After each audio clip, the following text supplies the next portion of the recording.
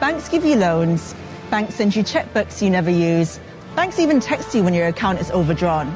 Banks are so important that when they get into a mess, the government bails them out, unlike the rest of us. But did you know that the banks that exist today, maybe even the bank that you use, were built off the back of slavery? Empires of Dirt, a show about Europeans getting rich at the expense of everyone else. From 1619, 11 million African men, women, and children were stolen from their homes and put to work on the sugar, tobacco, and cotton plantations of America and the Caribbean.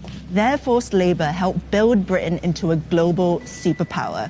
And even after slave owning was abolished in Britain, the British taxpayers still paid £20 million. That's 40% of the national budget, or 16.5 billion in today's money, as compensation for slavery.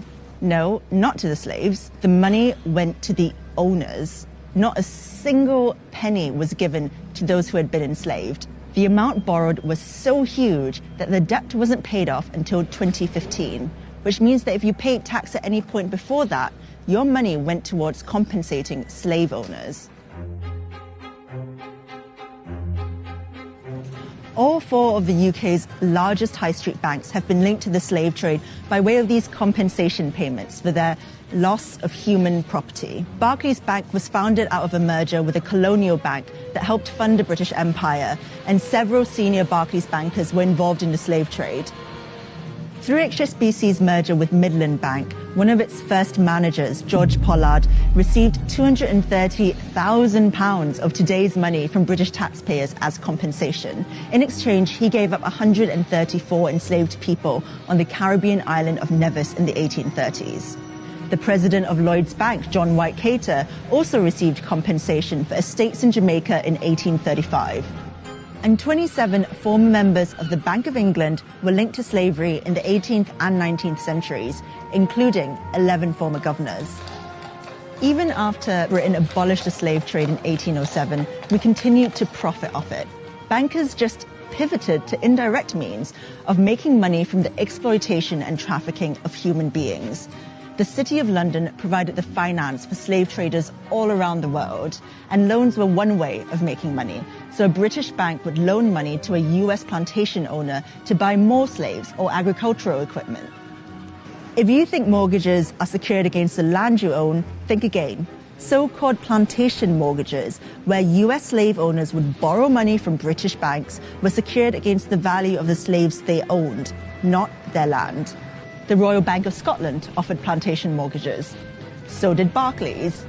These mortgages were then bundled into bonds and sold to investors all over the world. When the US slave owners made repayments, the people who owned those bonds made a small profit. The City of London has defined British wealth for hundreds of years. Money comes in and money goes out to countries all over the world, and our status as a global power rests on our financial institutions. But the labor that built many of these institutions was enslaved. Iconic buildings like the Guildhall in the heart of the City of London epitomise Britain's involvement with the slave trade. Between 1660 and 1690, 15 Lord Mayors of London were shareholders in the Royal Africa Company, which shipped more African slaves to the Americas than any other institution in the history of slavery. A statue of William Beckford Sr., twice Lord Mayor of London, still stands in the Guildhall to this day. Beckford grew rich off the toil of slaves he owned on 20,000 acres of land in Jamaica. The Royal Exchange was the heart of the City of London, where stocks were bought and traded from all over the world. It was funded by Sir William Garrard, who helped to develop the Moroccan slave trade in the 1500s. So the blood and toil of African slaves literally helped build the bricks of the City of London.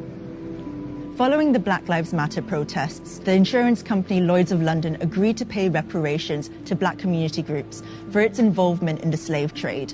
Campaigners are calling on the banks to follow suit.